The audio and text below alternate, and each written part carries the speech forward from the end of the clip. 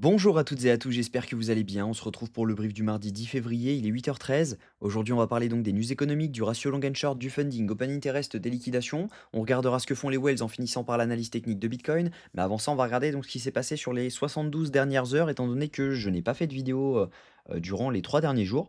Donc j'ai bien TP ce short, là j'ai bien fait TP 50% lorsqu'on est arrivé dans cette zone-ci, parce que derrière je me suis fait BE.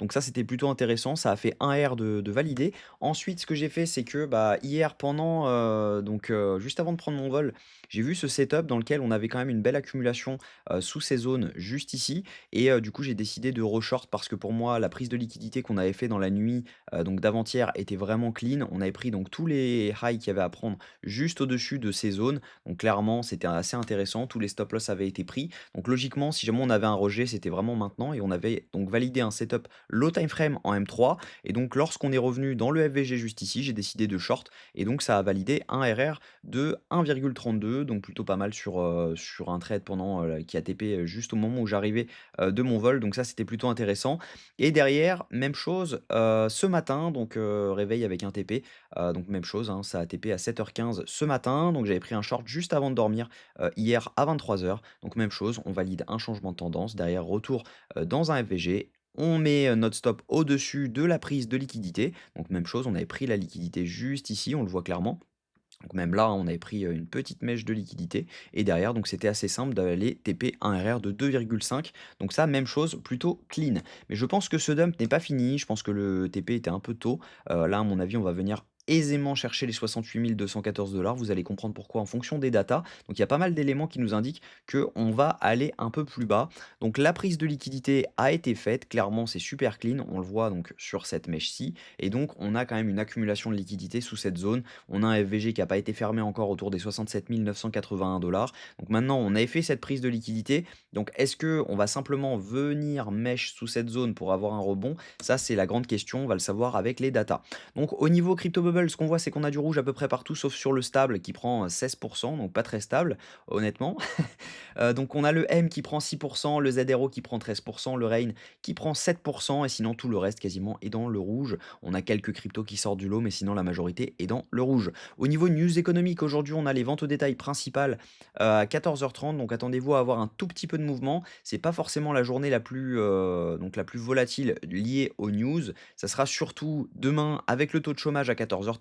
On aura également jeudi les inscriptions au chômage hebdomadaire, mais on aura surtout vendredi l'inflation américaine à 14h30. Donc attendez-vous à avoir pas mal de mouvements. Vendredi, ce sera la plus grosse journée. Au niveau funding open interest, ce qu'on voit, c'est que c'est majoritairement du long qui est en train de s'ouvrir sur Bitcoin. Donc logiquement, bah voilà, on a beaucoup de liquidations qui sont en train de s'accumuler au sud. Donc logiquement, cette zone va être prise. Ça, c'est quasiment une certitude dans les 68 230 $. Et donc, du coup, bah, on n'a pas forcément de short qui s'ouvre. On a des shorts, par contre, depuis 7h05 ce matin. Donc ça veut dire qu'ils ont commencé à s'ouvrir depuis les 69 316 $. Donc pourquoi pas venir tout simplement faire un petit rebond pour venir les clôturer, pour ensuite vraiment venir chercher les derniers longs qui sont ouverts. Ça peut être très intéressant. Au niveau liquidation, ce qu'on voit, c'est qu'on a un cluster de liquidité à venir prendre autour des 67 918 $ et un premier cluster autour des 68 149 $. Donc ça, c'est ce que je vous annonçais. On a quand même pas mal de longs qui se sont ouverts. Donc par conséquent, c'est normal, on a beaucoup de liquidation à aller chercher. Au niveau de ce que font les whales, on a une grosse divergence entre le prix et les achats spot. On le voit clairement juste ici, hein, si jamais vous regardez. Là, on n'est pas encore en dessous à ce niveau-là, on est clairement là-dessus, alors que là, on est carrément en dessous au niveau des micro whales, on est en dessous au niveau des retails et on est également en dessous au niveau des whales. Donc ça veut dire que clairement, ça, c'est un move qui est drive par les contrats dérivés. Donc c'est une question de temps avant de venir chercher cette zone pour derrière pouvoir potentiellement avoir un rebond. Maintenant, je ne garantis pas de rebond. À mon avis, ça va vraiment dépendre de ce qui se passe. Mais je pense qu'on peut aller complètement beaucoup, beaucoup, beaucoup plus bas tant qu'on ne voit pas d'achat spot.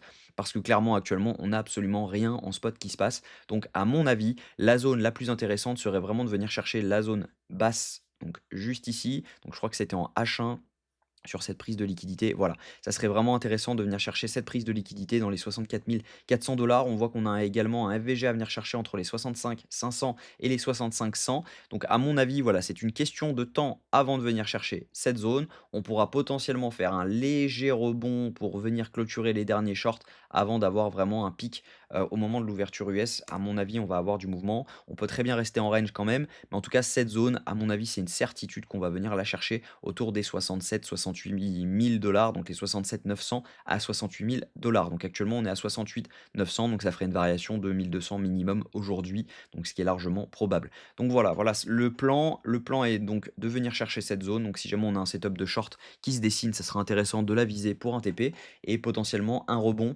Maintenant, il va falloir vraiment attendre un beau setup pour pouvoir avoir un rebond parce que actuellement, au niveau des datas, ça ne suit absolument pas. Donc je vous déconseille de long directement lorsqu'on viendra chercher cette zone, parce qu'on peut très bien avoir simplement un retest et derrière venir chercher beaucoup plus bas. Donc voilà, aisément de venir chercher les 68 000 $, 67 900. Derrière, si jamais cette zone ne tient pas, ce sera les 66 700 $. Derrière, si encore cette zone ne tient pas, ce sera donc les 65 000 $. Et ensuite, bon, bah, si jamais cette zone vient à ne pas tenir, ce sera un rendez-vous dans les 64 et ensuite directement les 59 si jamais cette zone vient à lâcher. Donc voilà le plan, de la suite. À mon avis, on a, encore du dump à assumer derrière. Donc, n'allez pas forcément FOMO en long tous les alts et cetera. Je sais qu'ils sont très bas. Je vais préparer une vidéo sur les zones sur lesquelles je m'attends sur certains alts. Donc je prendrai par exemple le top 10. On analysera le top 10 ensemble et ça peut être vraiment intéressant de placer des zones weekly, daily pour voir vraiment les scénarios catastrophes dans lesquels on pourrait se placer sur cela. Donc, clairement, ça peut être intéressant comme vidéo. Donc voilà, j'espère que cette vidéo vous a plu. Si c'est le cas, je vous invite à vous abonner, à liker et à commenter ce que vous en pensez du marché actuellement. On se retrouve demain à la même heure. Prenez soin de vous. Bonne journée.